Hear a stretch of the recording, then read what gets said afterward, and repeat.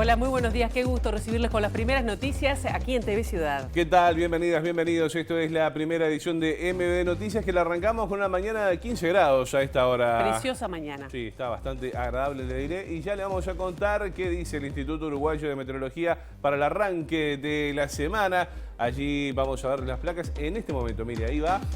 Hoy, lunes 17 de octubre, está prevista una mínima de 12, 15 tenemos a esta hora y la máxima será de 19. No se va a modificar mucho la situación sinóptica, pero tendremos cielo nuboso y algo nuboso para lo que resta de la jornada. Estará claro y algo nuboso en la jornada de este martes. No se prevén precipitaciones, aunque buena falta hacen en todo el territorio nacional. 13 y 21 las temperaturas extremas previstas por meteorología para el área metropolitana. El que no aparece es el sol de cara al miércoles 19 de octubre, que tendrá una mínima de 14 y una máxima de 22, con cielo nuboso y algo nuboso, según dice el Instituto Uruguayo de Meteorología, para los primeros días de esta semana. Bien, y tenemos varios temas para compartir con ustedes de aquí hasta las 8:30 de la mañana. Tensión entre el Partido Nacional y la Fiscalía por un cruce de declaraciones generados por el senador Jorge Gandini sobre la poca trascendencia al caso Moravito y la increíble velocidad en el caso Astesiano. Así lo dijo, Y a propósito del caso Astesiano, según pudo saber MBD Noticias, el ex jefe de la custodia del presidente Luis Lacalle Pou integró listas del Partido Nacional encabezadas por Luis Lacalle Herrera, el padre del actual presidente. Y nos venimos al ámbito departamental porque ya se encuentra en el Senado el pedido de destitución a la intendenta de Montevideo, Carolina Cose, promovido por 12 de los 13 ediles de la oposición aquí en Montevideo. Estos son algunos de los temas que vamos a compartir con ustedes hasta las 8:30 de la mañana en esta primera edición de MBD Noticias. Ahora, como siempre, les mostramos cómo está Montevideo a través de las cámaras del Centro de Gestión de Movilidad. Una mañana que decíamos que tiene 15 grados a esta hora, está fresquita, agradable y muy soleada, Realmente que sí, ahí lo vemos en pantalla. Algunas de las calles que están previstas cortadas en esta jornada: Luis Lamas, entre Basilio Pereira de la Luz y Julio César, hasta las 5 de la tarde por tareas de hormigonado, y Baimaca, entre Ataona y Bayona, hasta las 13 de la tarde por tareas de poda. Les contamos también que en Francisco Araucho, entre Valdomir y Maldonado, estará cortado hasta las 11:30 de la mañana de este lunes por tareas de descarga. También sigue vigente un corte en Gilberto Bellini, entre San Martín y Juan Acosta. Esto estará hasta el 19 del 10.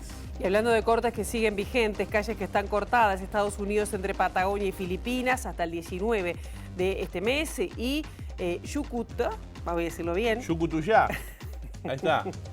Entre Máximo Santos y José María Silva hasta el 19 también. Sí, señora. Bueno, muy bien, así las cosas. Este es el panorama que nos brinda el Centro de Gestión de Movilidad, como siempre ustedes veían allí. Para conocer más en tiempo real, @IMTránsito, @MB Transporte. Bien, y comenzando con el desarrollo informativo, el presidente de la República se refirió en el Día Internacional de las Mujeres Rurales, realizada en Durazno, al caso Astesiano. Sí, allí habló justamente de este asunto por primera vez desde la comparecencia del ministro del Interior, Luis Alberto Heber, y otras autoridades de gobierno al Senado, junto justamente, como decíamos, Álvaro Garcés y Rodrigo Ferrés. Y dijo también que el presidente no sintió la falta de apoyo por la escasa participación de los senadores de Cabildo Abierto y del Partido Colorado durante la sesión, y que ya se habló de manera suficiente de este tema.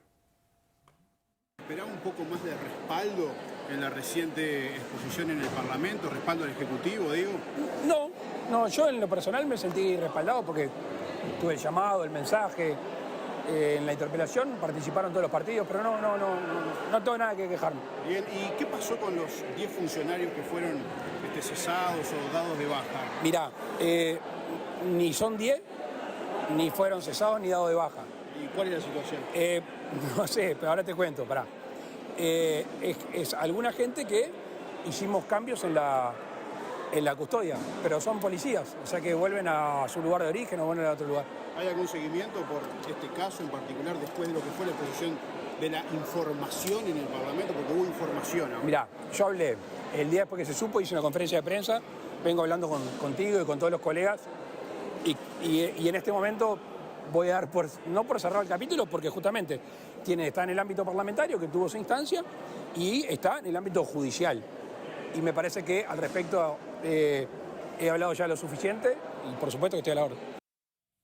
Bueno, allí tenía la palabra el presidente Luis Lacalle Pou a propósito del caso Astesiano. Quien también se refirió a este caso fue el senador nacionalista Jorge Gandini, quien, a contrario del presidente, considera que la investigación de la Fiscalía en el caso no da garantías. Exactamente, y hizo declaraciones en un encuentro con jóvenes previo a las elecciones del Partido Nacional en la parte de juventud, y dijo que el Frente Amplio dejó armado un esquema que impide investigar en la administración. Sí, lo dijo luego que una militante le reclamara que quería ver las consecuencias prometidas de las auditorías que se iban a realizar.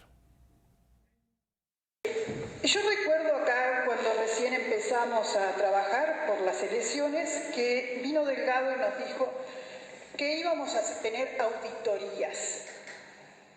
¿Te acordás? Fueron las primeras promesas que nos hizo nuestro partido. Sí, yo estoy esperando las auditorías. Estoy esperando y estoy ansiosa de las auditorías. Porque ¿cómo te puedo decir? Se me cae el alma a los pies de ver todo el desastre que nos dejó durante 15 años, lo que tuvimos, sin hablar para atrás también, que tuvimos algún que otro desastre. Y Gandini, entre otras cosas, se le contestó que debería haber varias cabezas colgando en el Mides, sobre todo en el Mides, al que calificó como cueva comunista, donde la joda era importante. Yo no quiero decepcionarte, pero yo comparto contigo, pero debo decirte que ya estamos en 2 años y medio y hay cosas que si no se hicieron hasta ahora difícilmente se vayan a hacer. Se han hecho auditorías muchas, realmente muchas, que no obtuvieron los resultados que se suponía que iban a tener. Y otras no se hicieron, o no se hicieron adecuadamente. Es decir, uno debería suponer que tendría que haber varias cabezas colgadas por ahí. Sin embargo, no pasó nada. Nada.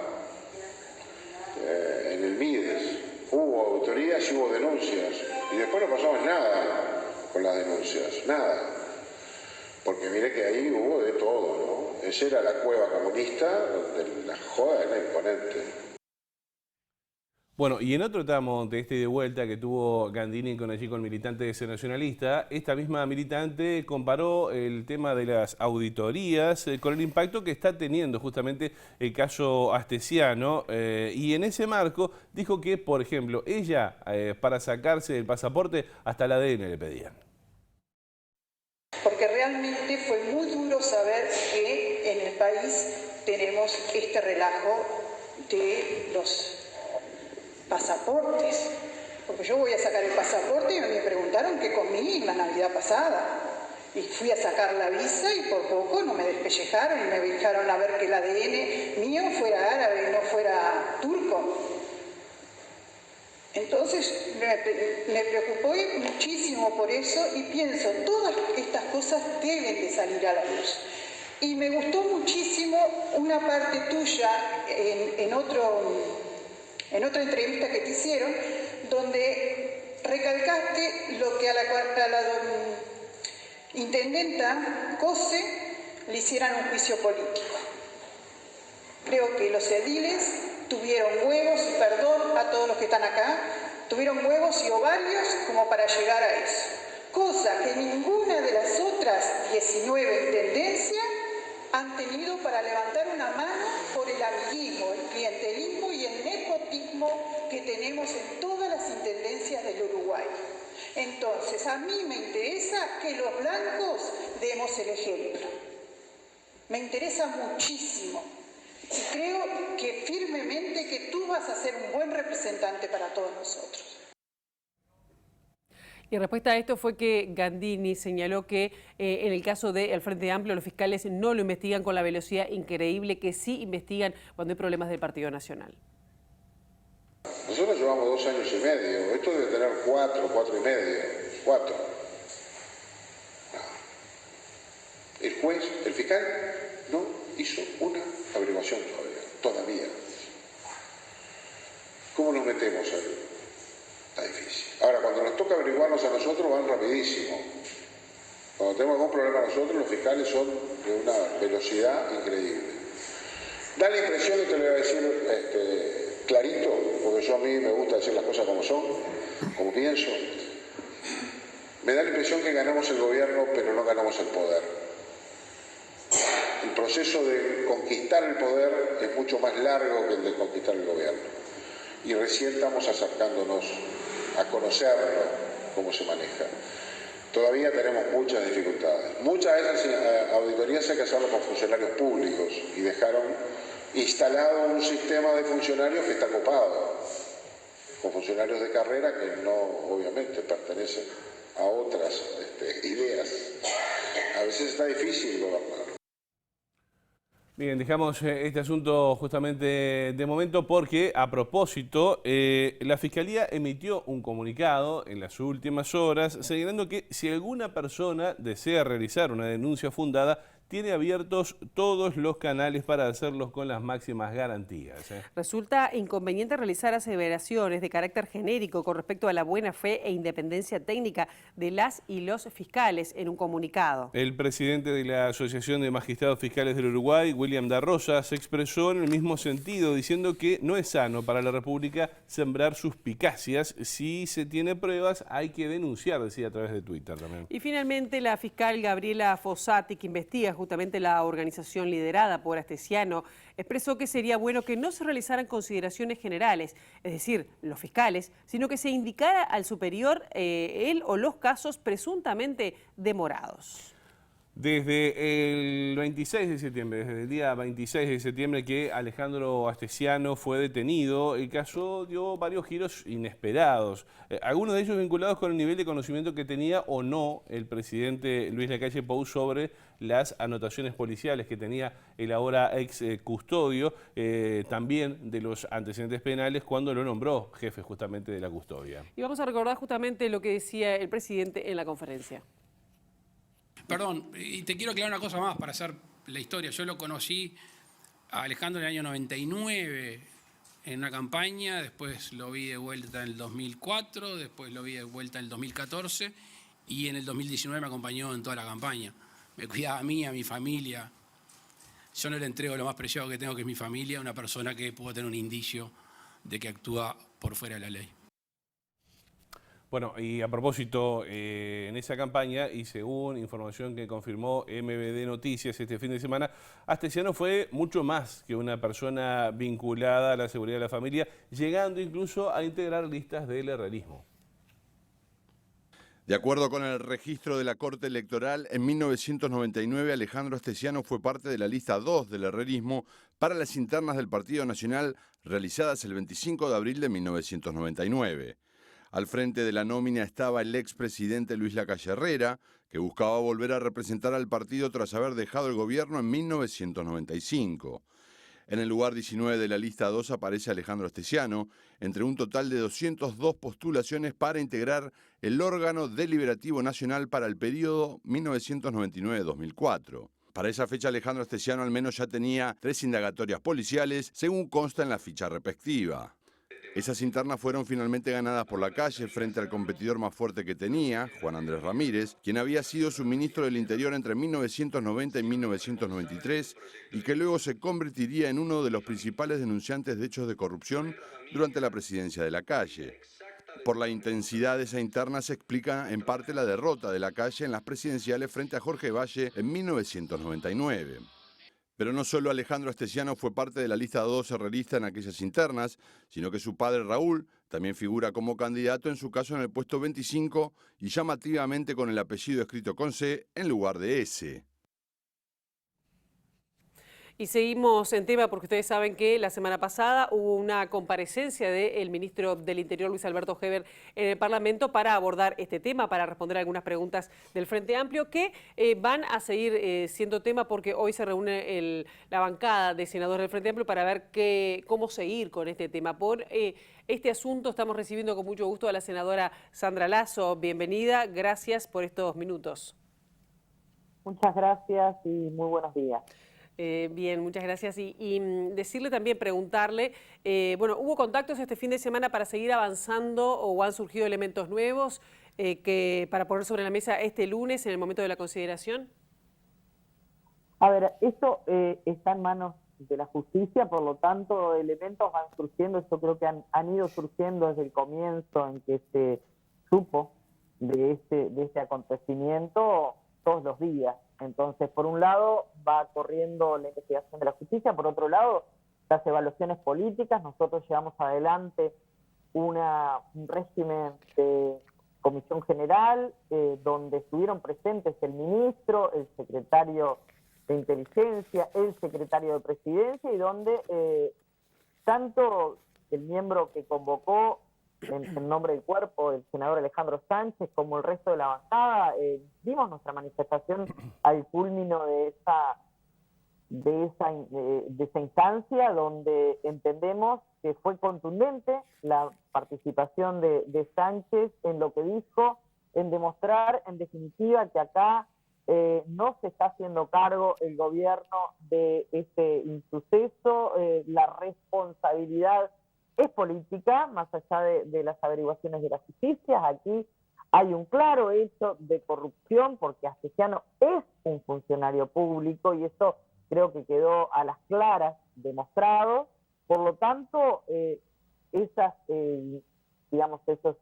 ilícitos los cometió dentro de lo que es la torre ejecutiva, y nos parece que tenía que haber habido, así hubo muchas contradicciones entre quienes prestaron, digamos, su comparecencia allí. De hecho, el propio secretario de inteligencia manifiesta que advirtió al presidente de esta situación, llámesele entradas, llámesele vínculos con situaciones ilícitas, pero lo cierto es que se le advirtió y no se tomó ninguna medida, y eso nos parece que realmente es un hecho grave y que debió tener consecuencias desde el punto de vista político, porque ahí hay resortes que tienen que ver con el propio Ministerio del Interior, que de algún modo quisieron dar vuelta la cosa y hacer ver como que aquí no ha pasado nada, y en realidad no solo ha pasado algo, sino que hoy por algo el mundo entero está teniendo titulares vinculados a nuestro país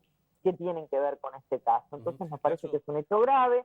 Así se demostró. Dígame. No, usted mencionaba consecuencias. ¿Qué consecuencias concretas deberían haber sobre referentes del Ministerio del Interior, alguien de presidencia? ¿Por dónde pasan esas consecuencias?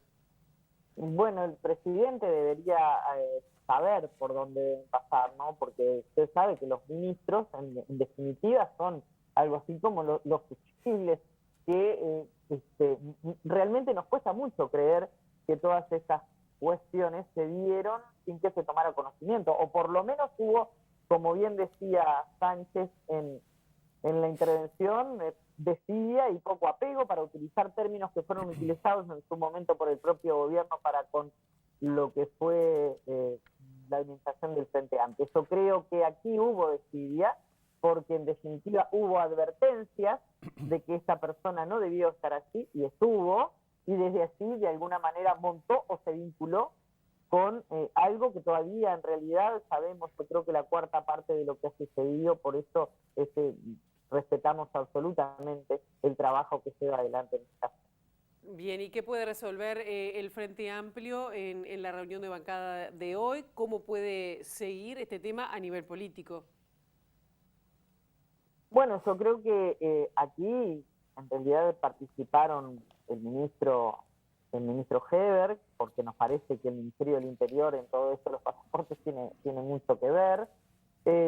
Participó Secretaría de Inteligencia y la Secretaría, yo diría, personal del presidente, pero hay otros cabos que quizá pueden también ser llamados. En este caso, no descartamos que podamos seguir llamando a algunos integrantes del gobierno, porque esto, reitero, para mí, para nosotros, esto todavía está verde y queda mucho por saberse. Por lo tanto, así hay involucrados de alguna manera otros ministerios o otras instancias que pueden tener información para poder llegar al fondo de qué fue lo que sucedió así. Bien, senadora Sandra Lazo, muchísimas gracias por estos minutos. Seguiremos el tema para ver, bueno, finalmente qué pasa luego del mediodía. Gracias. Gracias a ustedes, como siempre. Muy bien, nosotros vamos con otros asuntos y seguimos en la órbita política, pero departamental en este caso, porque esta semana en el Senado empieza a tramitarse el pedido de destitución de la intendenta de Montevideo, Carolina Cose, luego que la Junta Departamental ya culminó su intervención en el expediente. Exactamente, tras presentar los fundamentos y solicitar que se le dé trámite el jueves, la presidenta de la Junta, Sofía Espillar, agregó el resto de los documentos solicitados por la oposición y cerró el proceso administrativo a la espera de lo que ocurra en el Senado. En caso de que justamente la situación llegue al plenario para destituir a la intendenta, se necesitan 2/3 de los votos, mayoría que no tiene el oficialismo, aunque el tema estará en la agenda del Senado hasta tanto se pronuncie. Recordemos que el promotor del pedido es el edil nacionalista Javier Barrios Bove y cuenta con el respaldo de 11 de 12 ediles que lo habían votado el 7 de octubre, luego de que el colorado Faciola de Ciudadanos dijo que el sector reconsideraba su posición inicial. El origen de este pedido es la no presencia de la intendenta Cose en el llamado a sala y envío de una representación convocada por la política de respuesta a los pedidos de informe realizados justamente por la oposición. Y seguimos en Montevideo porque ustedes saben, hubo una relocalización de radares que fiscalizan el tránsito en la ciudad. Y esto se hizo a pedido de algunos vecinos que denunciaban, por ejemplo, excesos de velocidad o mala conducción cerca de algunas escuelas. Sí, los nuevos controles ya están instalados y están funcionando a prueba durante un mes y allí se van a advertir justamente a los conductores. Como resultado de varios estudios realizados por la Unidad de Siniestralidad Vial de la comuna, que además de las inquietudes de los ciudadanos, tomó la referencia de la situación de siniestralidad en diferentes puntos de la ciudad. Los equipos de fiscalización controlan los excesos de velocidad, que es uno de los principales componentes de lo que es la siniestralidad en nuestro departamento, ¿no? Está comprobado que a través de los equipos de fiscalización, lo que son los controles, lo que son las intervenciones en ingeniería de tránsito y todo lo que refiere a los temas de comunicación relacionados, hacen a la baja de la siniestralidad, tanto de los heridos graves como de los fallecidos por siniestros de tránsito. Los nuevos radares están instalados en las intersecciones de Boulevard Valle y Ordóñez y Avenida de las Instrucciones, Boulevard Artigas y Canelones, Boulevard Artigas y Ocuart, Avenida Varela entre Larravide e Irureta Goyena y Avenida Civils y Mirungá. Serán puntos donde se podrá medir la velocidad y controlar, además que se respete la luz roja en caso de semáforos. En realidad los controles se dan donde hay excesos de velocidad y nuestros estudios se basan mucho en lo que son los reclamos de los vecinos y las vecinas, que son los que están en los puntos, ¿no? Nosotros después de que tenemos el reclamo se hace un estudio profundo de la zona del punto y de la zona que lo rodea y bueno, esto es el resultado de esos estudios. El presidente de la República, Luis Lacalle Pou, va a recibir hoy a los líderes de la coalición de gobierno para analizar algunos cambios que tienen que ver con el proyecto de reforma de la seguridad social. Sí, la intención del mandatario es repasar los 25 cambios realizados a pedido de los socios de la coalición con el objetivo de que el jueves, durante un Consejo de Ministros, se firme el proyecto y sea enviado al Parlamento al día siguiente. Hacemos una brevísima pausa y ya venimos con el último bloque de MBD Noticias.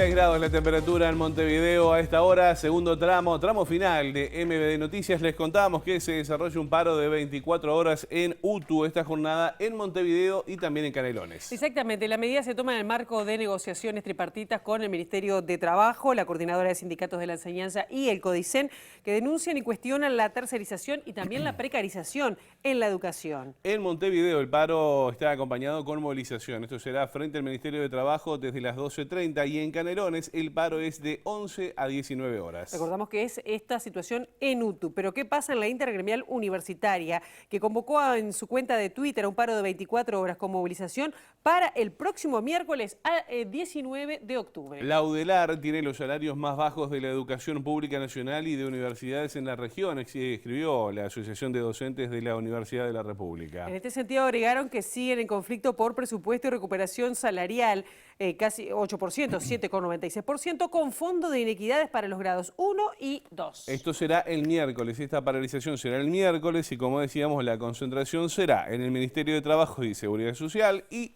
van a marchar hacia la Torre Ejecutiva. Y del ámbito internacional destacamos que se reunió el Partido Comunista de China, que dio comienzo al 20º Congreso de la Formación, durante el cual se espera que su secretario general y presidente chino, Xi Jinping, afiance aún más su poder y continúe como líder indiscutible de su país. El Partido Comunista Chino comenzó el domingo su 20º Congreso encaminado a afianzar un nuevo mandato del presidente chino Xi Jinping. El Gran Palacio del Pueblo de Pekín se vistió de flores y seguridad para el mayor evento en la política china en 5 años. Ante 2.300 delegados presentes, Xi ofreció un discurso donde destacó la importancia del Congreso en un momento que definió como crítico para el país y el partido. Subrayó que los últimos años han sido extraordinarios gracias a los grandes avances del país asiático. También tuvo palabras sobre Taiwán, remarcando con determinación que China va a salvaguardar la soberanía e integridad territorial. Y sobre Hong Kong, Xi aseguró que la excolonia británica está gobernada por patriotas y que el orden está establecido en referencia a las protestas prodemocráticas. El líder chino aspira de nuevo a que sus leales copen los principales cargos dentro del Estado, el ejército y el partido. Durante el Congreso se elegirá a los altos cargos y reformará la estructura de la formación. Además, se establecerán las orientaciones ideológicas y políticas del Partido Comunista Chino para el próximo quinquenio. Y hasta acá llegamos con las primeras noticias en MBD. No se vaya. ¿Por qué? Porque arranca Ciudad Viva en un ratito. Nada más. Exactamente, en instantes viene Ciudad Viva. Nosotros nos estamos reencontrando bien temprano a las 8 con las primeras noticias de TV Ciudad, aquí en esta misma sintonía.